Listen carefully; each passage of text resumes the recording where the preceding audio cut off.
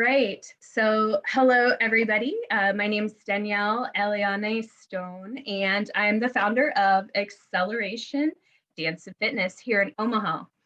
So, today I have a very special guest, and this is a really exciting thing to do.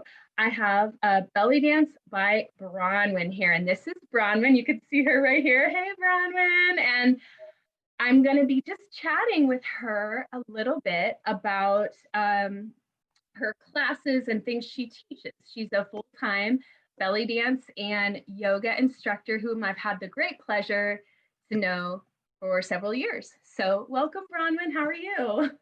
Great. Thank you for having me, Eliane. I really appreciate being here. How are you today? I am good. I am good. I had lunch a little bit ago and I just recorded a little Zoom ballet in my basement for my students because that's what we do now is record stuff. So it's been a real interesting day so far. Yes, absolutely. Part of our job now is definitely recording, editing, doing lots of tech things. I'm not sure if that was something that was in your wheelhouse before, say, March or, April, but it is now. Absolutely. You are so right. And um, guys who are watching, what Bronwyn and I are referring to is, of course, the COVID pandemic, which we'll definitely talk a little bit about. But 2020 has been a really interesting year for a lot of people. And part of the reason why I invited Bronwyn today is because I thought it would be really cool to spotlight people who are movement artists. Let's go ahead and actually, Bronwyn, I would love for you to tell our viewers a little bit about yourself, maybe what you teach, what your classes are called or facilities are called, and how long and where you're located. I know it's a lot of questions. Hi. Well, thank you. I am from Dayton, Ohio, and I do primarily teach belly dance and yoga, but there's a lot of subcategories under that, a lot of different styles.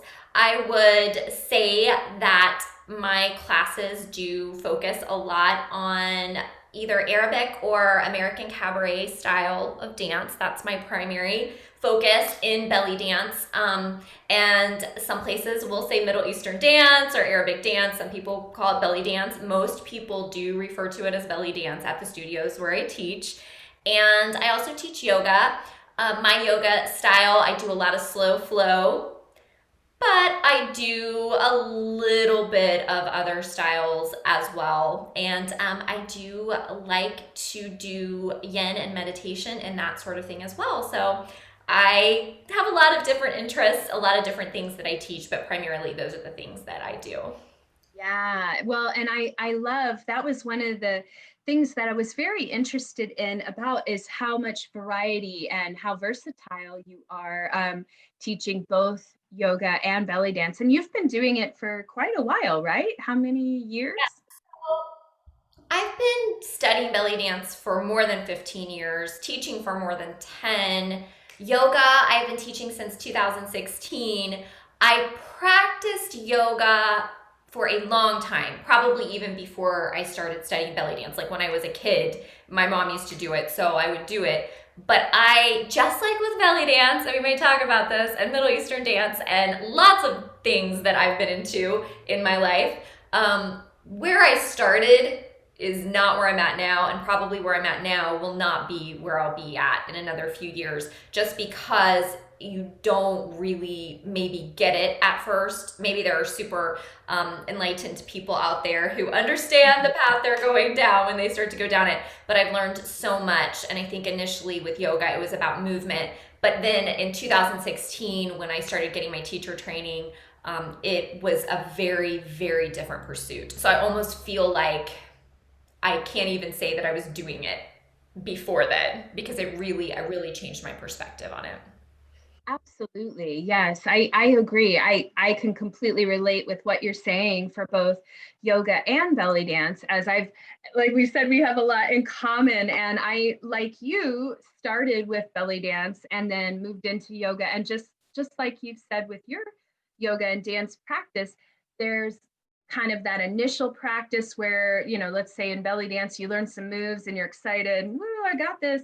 And then there's like this whole other thing where you start kind of digging into like history or like smaller movements and these, and exactly the same with yoga. I always enjoyed it, but it's very different later on when you start to find more about the history and the different, branches and the eight limbs and all of these different things. So yeah, I just love how in your practice you've brought both of these, disciplines into your classes. I think as a teacher and as a dancer, cross training or knowing different things like that can really make you a more rounded person. Would you agree that if, let's say, yoga or any other kind of discipline, maybe fitness or Pilates or ballet training, benefits belly dance as well?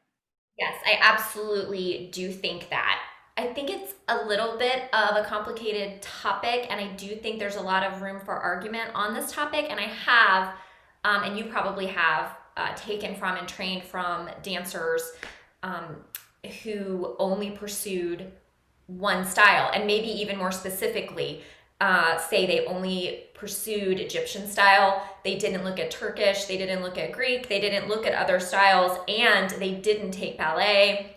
They didn't take modern, they didn't take jazz as a kid. They have pursued this. And I think there's definitely an argument for that, very purist perspective. And I really think that that's a very good perspective to have. The other side of that would be any movement at all. I think that if you were on a sports team in high school, that's going to benefit you later on if you join a belly dance troupe, just because you have a little bit of body knowledge, you understand how it is to work in a group on a team. And definitely, I've also studied Pilates and I took ballet and tap and jazz growing up. So you do kind of come into another dance form with knowledge of what it means to be in a dance class, with knowledge of the body. And I think that all of those things can benefit, other dance forms. Any way you look at it, cross training. And yoga definitely, stretching, cooling down, knowing your body, and also the mental side of yoga, preparing you for performances. That could be for an athlete or an artist or any type of a performer, an actor, a musician. I think that all of that really benefits you physically and mentally.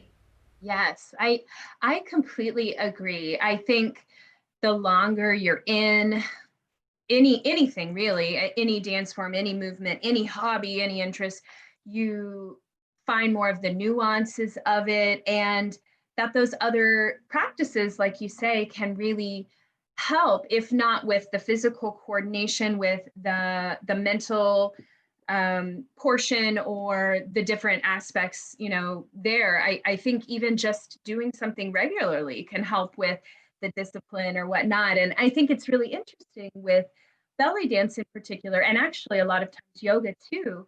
A lot of people who come in have no dance background. And so, as an instructor, such as you or I, having more knowledge and more experience helps because you can kind of reach people a little more where they're at. And I'm sure with yoga, of course, yoga, especially with, I also love slow flow or restorative style. It's been so good for me mentally and as well as physically.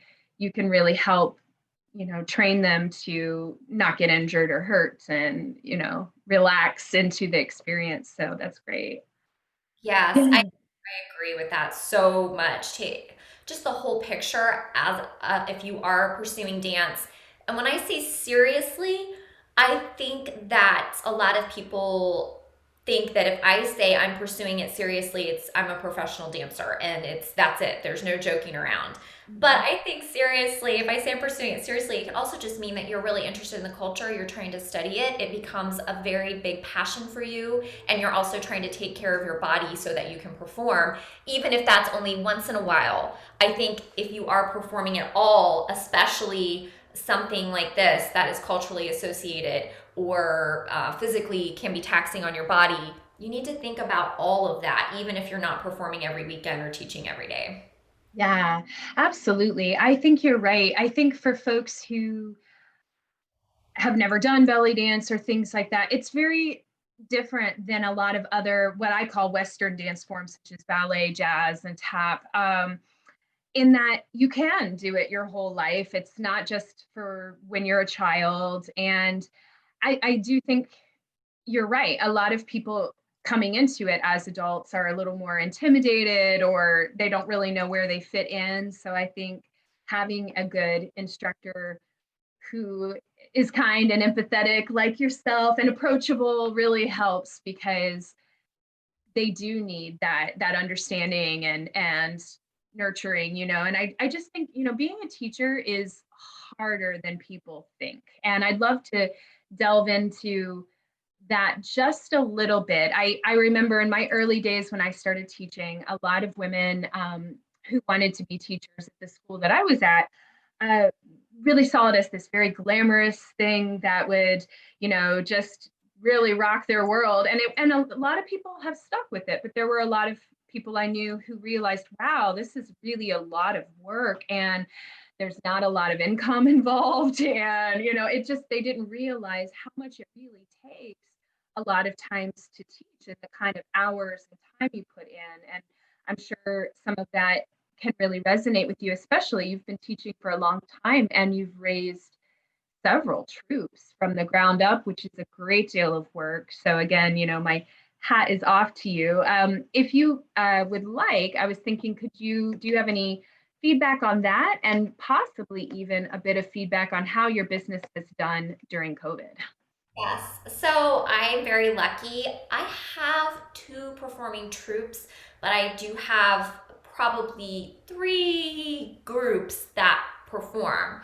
And, um, you know, you have to know that teaching is a different skill than dance.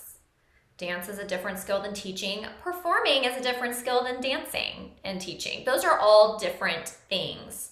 So it's very different muscles, mental muscles you're using to teach, as you know, because you're a teacher. And there's a lot that goes into it. You're not just seeing that hour. Just like in a performance, if you're hired to do a 15-minute set, it's not just that 15 minutes, And you can get into like concrete things such as a drive or a costume or the makeup or the music and all the things, the choreography that you put together. But there's the other side of it, the creativity, the kind of choosing the song that you are going to dance to, or that your troupe is going to dance to, or that your student is going to dance to. Thinking about that, all of the passion and the heartbreak that can go into things when there's a lot of work into it. And now we add, and this was always kind of there, not to the level it is now, the technical side, doing your taxes, getting all your social media going, reaching out to people via email and text and social media, getting things organized, doing all of that side, the business side of it, and keeping people organized. And also, I'm very concerned about their time, making sure that they are having fun, that I'm respecting them. It's a two-way street, knowing what they need, knowing where they're at in their journey. It's just really important to me. And I really, really, really think about these things like all the time. Like it's just a thing that Yeah. I'm always thinking about. I'm extremely blessed to have some ridiculously talented people. I really do. I really have lucked out over the years because I have great students and really good students and people. Like I'm not a seamstress or a designer or anything like Me that. neither. It's so hard to do that kind of stuff for me. And I've had many students who are really creative as far as that goes. A couple really stand out. People who are also kind of willing to listen to me and of let me bring out things in them, and then they brought out things in me. So it's just really, really both sides of things. When you're teaching, you are giving them what you have, but they are also listening and practicing and giving you what they have as well.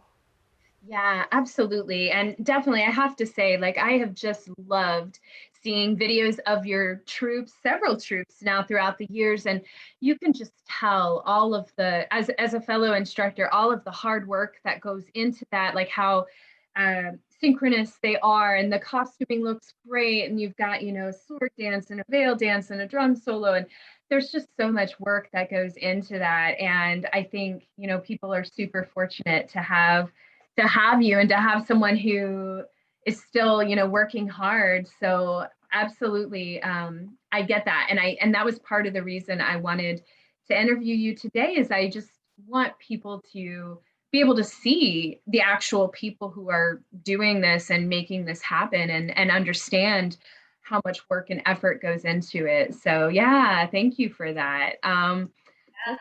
Yeah. What about, I would love to talk with you about, if you could kind of, if anything comes to mind, let's say you had a beginner person who wanted to take a belly dance class from you. And maybe they had some reservations, or they wanted to know any kind of tips or tricks or thoughts about why they should join belly dance. Do you have any thoughts? Yeah, so if you're a beginner, first of all, I'm quite envious because I think that's a magical time, whatever you're pursuing, maybe not just dance, but anything that you're starting to get into, your entire artistic life, it's ahead of you. It's all ahead of you. And you are, starting your journey. It's such a beautiful time. I look back at my baby dance time. Gosh, everything was just new and you're just so in love with it. You're just, oh my gosh. So I would just tell that person, definitely try belly dance. Be extremely patient with yourself. Understand that it may be more difficult than what you initially had thought it would be. There's a lot more to it. Be really open-minded. Be prepared to be pursuing something that has a huge story and culture behind it that adds to the richness, and it is that. It doesn't add to it, it is that. Everything else adds to that. And to know that you're going to have a lot of fun, and you're probably going to get to know yourself physically and mentally a lot more than you did before you started, and just really open up, because it's going to be a journey if you decide to keep coming to class and keep going. And I would just encourage anybody who is interested at all to go ahead and start that journey. Oh my gosh, I couldn't agree more. I remember, just like you. I mean, I just kind of stumbled upon a class through an ad in a paper. I had My first belly dancer I saw was at a Renaissance fair, and so it's interesting how my journey has progressed into the American cabaret or Egyptian style. When initially I saw, like, the Renaissance fair was my first experience, but yeah, I just thought something different to try, different way of exercise. I'd always loved dance, and yeah, same thing. You're just hooked by the magic. And that kind of brings me to, do you remember the first belly dancer you ever saw? Yeah, I have a really vivid memory. I did not get to see her dance. Um, uh, I was with my parents and I was very young. I can't tell you how old I was. It was a single digit age. I was very Mhm. young, and I'm not talking like 8 or 9. I mean little. And I was at a party at like a bar and grill for my parents' friend. I don't know, I don't remember where that was or what was going on. But and this, to me, it really stands out because it's foreshadowing so much of what would happen to me later in life. My mother and I were in the restroom, and a belly dancer was getting ready in there to perform, which would happen so many times in my life later. I would be in a bathroom, and not just for belly dance, but I did theater, and there are many times when you're in a situation, in an office, or a bathroom, and you're getting ready. And she was in there getting ready, and my mom said, are you performing for the birthday? And she said yes. And my mom asked her if it would be appropriate for the whole family, because she did not know anything about belly dance and she did not know what was going on. And I just, it really stood out in my memory. I don't remember at that time being like, oh, she looks amazing, I want to do this. But that whole thing made some type of an impact on me. So Yeah. I remember seeing that. It's so funny because that would happen to me many times. later. That's amazing. That's such an amazing story. I mean, you got to see firsthand like the backside of the house kind of thing, you know, like her getting ready. And I bet as a small child, it seems like kids love belly dancers. She was probably like, oh, I want to see her perform. Like, what's happening? My mom left, and I think she was like, "We're not staying for this," which is hilarious. But I was already in dance at the time, and I would have been extremely impressed by a glamorous person in makeup and costume because I would have thought that was amazing. Definitely. It's amazing. I love that story. And that's so cool, like such a vivid memory. I mean, once you see belly dancers getting ready, like you never forget it. And it's kind of like it again gives you renewed respect for all of the effort that they go into to create this, you know, experience. I think, yeah, people don't realize. I mean, that's another thing when you going back to like how you said your mom thought, or a lot of people think about, oh, is it family friendly? Is it appropriate? We belly dancers, as you and I know, spend so much time getting ready, and we work so hard to make sure our costumes are like glued on, you know, like almost like just so much work goes into this experience. It's really not this, you know, quick and dirty, whatever. It's a shame that a lot of people see that or have the expectation, like they don't know what belly dance is, and there's so many styles, and you know, I think I don't know. I guess one thing I was thinking about, because you've always been such a great example, I think, of leading by example as a dancer. You've always been, I've seen you at workshops. I mean, you this past year came halfway across the United States to the Heart of America Belly Dance Festival, and I was just delighted, like, oh my gosh, my Ohio friend is in Kansas City. So so you've definitely you know, taken your practice and your workshops seriously, but you've always been such a great example of behaving professionally. Do you have any thoughts as far as both with other belly dancers or just the community in general, how to behave kind of in a professional way that puts the dance in a good light, I guess? Well, absolutely. Thank you for saying that.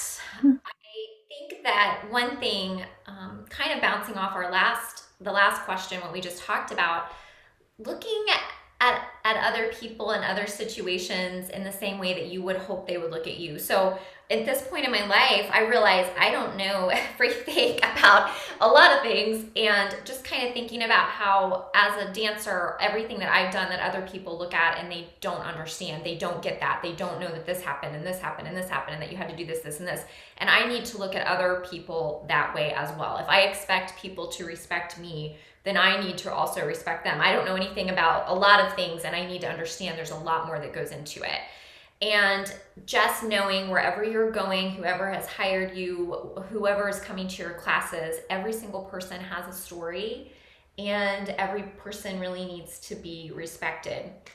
And also just knowing that you're representing yourself, you're representing your students, you're representing the studio that you're teaching for, and then you have this much bigger responsibility of representing a dance form that may not be your culture, and also that has that is misunderstood and has a history of being misunderstood. So I think it's an extremely serious thing to always think about everything you're doing and be extremely mindful of this, because you're representing a lot. There's a lot on your shoulders, and you need to take it seriously. That doesn't mean you can't be having fun, but hopefully it will add to your fun. Hopefully that will actually add to all the things that make this so great and make it so special. And really, yoga too. There's a lot of things that you really need to consider about it, and I always think it's better to, I don't know, just really think about things, make your choices, um, and really be mindful of everything that you try to I do. think you're so right. I think you brought up some great ideas there.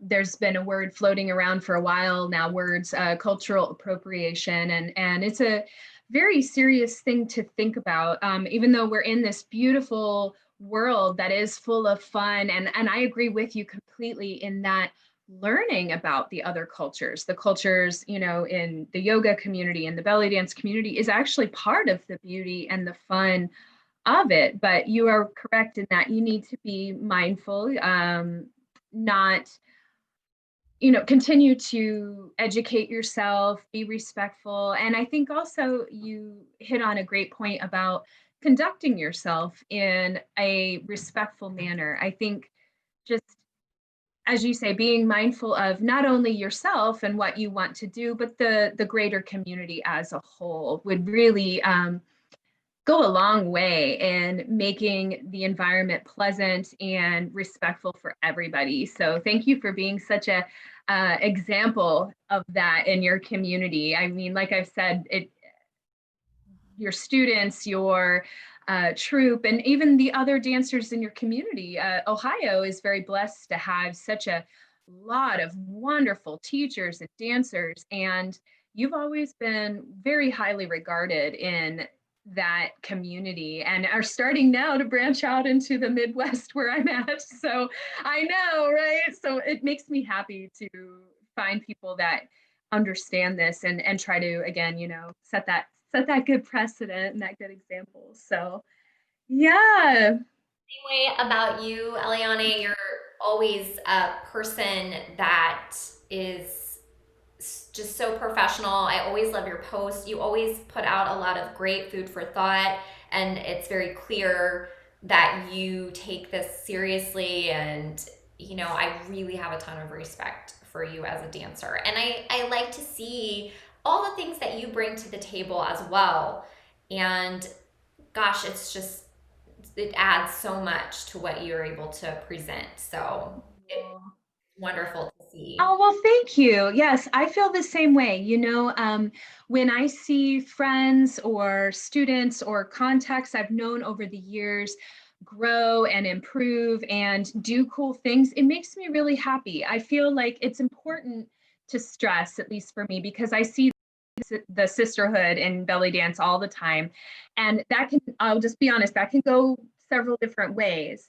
Uh, so the positive way is when your when your community is doing well and they're doing cool things and you can be happy for them and you realize that it's creating more opportunities and a better environment for all of us. So the other way, and we just, might as well touch on it, is sometimes there can be a bit of jealousy, a bit of name calling and what have you. But the more of us that, try to spread positivity, I think the better. So thank you so much for your kind words on that. So, well, Bronwen, I have one last thing I'd like to ask you because I think you've been super, super awesome and given me so many insights about being a dance and yoga professional. Is how can people find you online if they'd like to hear more about your classes or your videos? Where are you out there on the old social media world? So probably the best way to find me is to search Bronwen Dancer or Belly Dance by Bronwen. Either one of those will bring up lots of things, probably about me. And then honestly, you can email me, bronwenbellydancer@yahoo.com. But I think the best way to look me up would be Bronwen Dancer or Belly Dance by Bronwen on Facebook and Instagram, and just message me. And those are my two primary forms of social media. I'm on other things too, but I feel like Instagram and Facebook are the big ones. Yeah, absolutely. Those are great ones. And you've got some really pretty YouTube videos. And yeah, absolutely. I think Google search or things like that are a great way to stay in touch. So, and I will definitely, on the notes of this video, I'll put a link to your website if you would like. So, Thank you. yes, absolutely. Well, I think that is about it. You have any last remarks you'd like to say? No, just, if you're starting out on your journey or you've been on it a long time, keep going. I feel like I've made so many mistakes, and I'll probably look back at this time in my life at all the mistakes I'm making right now, all the things that I have been ignorant of or didn't understand. And the only way that you can get around that is to try to be better, try to study more, and just, always keep moving forward, be really patient with your growth in any dance form that you pursue, and be mindful and respectful. I agree. I mean, we've talked a lot about like being kind and respectful to others, but this whole journey is such a magical journey, as you said, and you've got to start with that kindness and self-respect with yourself. So, absolutely. Thank you so much for sharing your positivity and a little bit about you, Bronwyn. You've been super awesome today. So, yeah. Yeah, I'm so thrilled that you asked me. It's definitely an honor to talk with you. Oh, thank you. All right. Well, we'll see you later. Bye. Bye.